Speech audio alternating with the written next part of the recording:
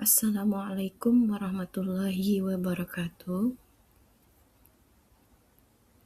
Alhamdulillahirabbil alamin wassalatu wassalamu ala asrafil anbiya'i wal mursalin wa ala alihi washabihi ajma'in amma ba'du.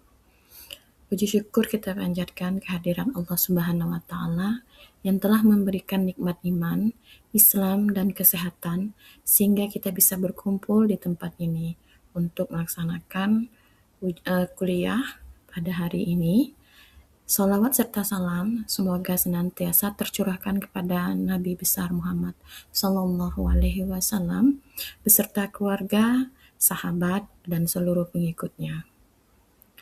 Yang saya hormati rekan-rekan mahasiswa-mahasiswi sekalian pada hari ini, izinkan saya menyampaikan materi mengenai hukum pidana, yaitu alasan pembenar dan alasan pemaaf.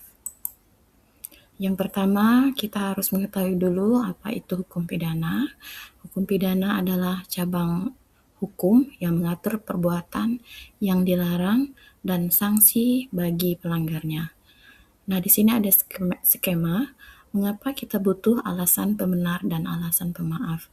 Itu yang pertama ini ada tindak pidana.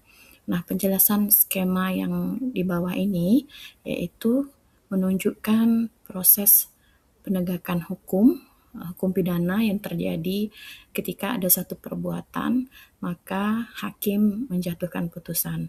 Nah, alasan pembenar dan alasan pemaaf ini berfungsi sebagai dasar untuk melihat atau menilai seseorang apakah orang tersebut melakukan perbuatan pidana yang dapat dipidana atau tidak dapat dipidana. Nah, dari skema penegakan hukum tindak pidana ini yaitu tahapan awal adanya satu perbuatan yang diduga sebagai tindak pidana. Nah, pada tahapan awal ini aparat penegak hukum menemukan adanya seseorang yang melakukan perbuatan yang memenuhi unsur-unsur tindak pidana di dalam yang diatur dalam undang-undang. Terus yang kedua ada dakwaan. Maksudnya dakwaan di sini yaitu setelah seseorang melakukan tindak pidana, maka penyidik menemukan bukti yang cukup sehingga jaksa bisa mengajukan dakwaan ke terdakwa di pengadilan. Selanjutnya ada pembelaan hukum. Maksudnya pembela hukum di sini adalah pada tahap persidangan, maka si terdakwa bisa diberi kesempatan untuk membela diri. Nah, disinilah nanti bisa disebut nanti ada alasan pembenar dan alasan pemaaf. Yang terakhir yaitu putusan. Nah, setelah mempertimbangkan seluruh alat bukti, dakwaan, dan pembelaan, maka hakim menjatuhkan putusan. Nah, kemungkinan putusan ini bisa dipidana atau lepas dari tuntutan atau tidak dapat dipidana karena ada alasan tertentu atau ada namanya alasan penghapus pidana. Selanjutnya yaitu apa itu alasan pembenar. Alasan pembenar adalah tindakan yang pada dasarnya benar dan tidak salah secara hukum karena alasan tertentu. Contoh membela diri keadaan darurat. Poin pentingnya itu perbuatan tetap dianggap sah di mata hukum tetapi tidak menimbulkan tanggung jawab pidana bagi pelaku.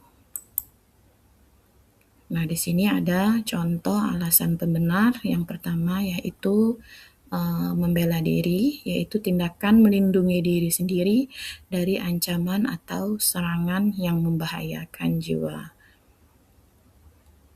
Ini diatur dalam pasal 34 KUHP, yaitu seseorang yang melakukan perbuatan untuk mempertahankan diri, mempertahankan kehormatan atau harta benda dari serangan melawan hukum yang bersifat menimbulkan tindak pidana, yaitu contohnya misalnya seseorang yang ingin melawan pelaku begal yang menyerangnya dengan senjata tajam. Nah, dengan keadaan seperti ini, dia membela diri untuk melindungi dirinya sendiri dari ancaman atau serangan yang membahayakan jiwa. Yang selanjutnya itu ada keadaan darurat. yaitu tindakan yang dilakukan untuk menghindari bahaya yang lebih besar dalam situasi mendesak. Nah, keadaan darurat ini diatur dalam pasal 33 KUHP, yaitu perbuatan yang dilakukan dalam keadaan darurat untuk menghindari bahaya yang lebih besar dapat dibenarkan oleh hukum. Maksudnya seperti apa? Dan contohnya, saya berikan contoh seseorang yang mendobrak pintu rumah orang lain karena ingin menyelamatkan anak yang terjebak di dalam rumah karena adanya kebakaran. Nah, kalau secara hukum ini tidak boleh dilakukan, tapi karena ada kondisi atau keadaan darurat, mau tidak mau orang tersebut harus mendobrak pintu rumah orang tanpa izin supaya bisa menyelamatkan ada anak yang terjebak di dalam rumah tersebut. Selanjutnya yaitu ada melaksanakan perintah jabatan.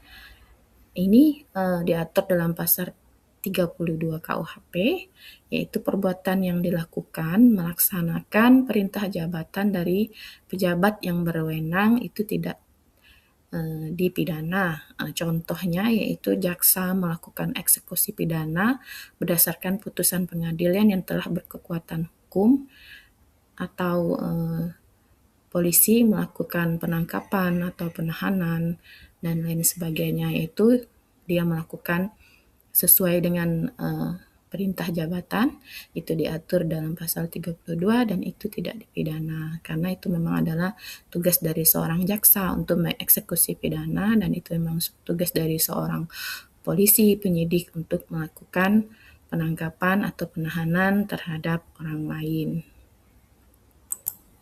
Selanjutnya, apa itu alasan pemaaf? Ya, alasan maaf adalah kondisi di mana perbuatan yang dilakukan tetap dianggap salah menurut hukum, namun pelaku tidak dapat dipertanggungjawabkan secara pidana karena alasan tertentu. Perbuatan tetap salah menurut hukum, namun pelaku bebas dari hukuman. Contohnya, gangguan jiwa dan tidak dapat mengendalikan diri. Ini ada contoh yang bisa kita baca, yaitu contoh alasan pemaaf gangguan jiwa. Pelaku tidak dapat dipertanggungjawabkan karena mengalami gangguan mental, itu diatur dalam pasal 41 KUHP, yaitu seseorang yang karena mengalami gangguan jiwa atau disabilitas mental tidak dapat memahami sifat perbuatannya, maka tidak dapat dipidana. Contohnya misalnya si pelaku melakukan tindak pidana, misalnya mengalami psikosis berat saat melakukan perbuatan pidana, maka disebut dengan alasan pemaaf. Selanjutnya, tidak mampu mengendalikan diri, ini diatur dalam pasal 43 KUHP karena melakukan pembelaan yang melampaui batas karena guncangan jiwa yang sangat hebat, maka serangan yang dilakukan, misalnya dia melakukan tindakan serangan kepada orang yang ingin melukai dia. Contohnya, misalnya dia melakukan serangan secara brutal, melakukan tindak pidana yang berlebihan karena ketakutan yang luar biasa, maka di sini bisa disebut dengan alasan pemaaf. Dan selanjutnya, usia muda, pelaku di bawah umur yang dianggap belum mampu bertanggung jawab penuh secara hukum, itu diatur dalam pasal 40 KUHP, yaitu anak di bawah umur melakukan tindak pidana, maka anak yang belum berumur 12 tahun tidak dapat dipertanggungjawabkan secara pidana. Selanjutnya, perbedaan alasan pembenar dan alasan pemaaf. Alasan pembenar, tindakan dianggap benar dan sah secara hukum, tidak menimbulkan tanggung jawab pidana, sedangkan alasan pemaaf, tindakan tetap salah menurut hukum, namun pelaku tidak dapat dipertanggungjawabkan karena kondisi tertentu seperti gangguan jiwa atau ketidakmampuan mengendalikan diri. Jadi alasan pembenar menghapus sifat melawan hukum dari perbuatan sehingga perbuatannya dianggap benar. Sedangkan alasan pemaaf menghapus kesalahan pelaku sehingga perbuatannya tetap salah tetapi pelakunya tidak dipidana. Kalau alasan pembenar ini juga perbuatannya benar, pelakunya tidak dapat dipidana. Tapi kalau uh, alasan pemaaf, perbuatannya salah, pelakunya dimaafkan dan tidak dapat dipidana. Mengapa penting memahami alasan pembenar dan alasan pemaaf? Yaitu pertahanan hukum bukan hanya soal membela diri, tetapi juga memahami batas keadilan. Memahami alasan pembenar dan alasan pemaaf membantu mahasiswa dalam menganalisis kasus hukum secara kritis, menerapkan hukum yang adil dan proporsional, membedakan tanggung jawab pidana secara tepat. Kesimpulan dari materi tadi yaitu alasan pembenar, tindakan dianggap benar secara hukum tidak menimbulkan tanggung jawab pidana. Contohnya membela diri di keadaan darurat. Alasan pemaaf, tindakan tetap salah namun pelaku bebas dari hukuman karena tidak dapat dipertanggungjawabkan. Contohnya gangguan jiwa dan usia muda.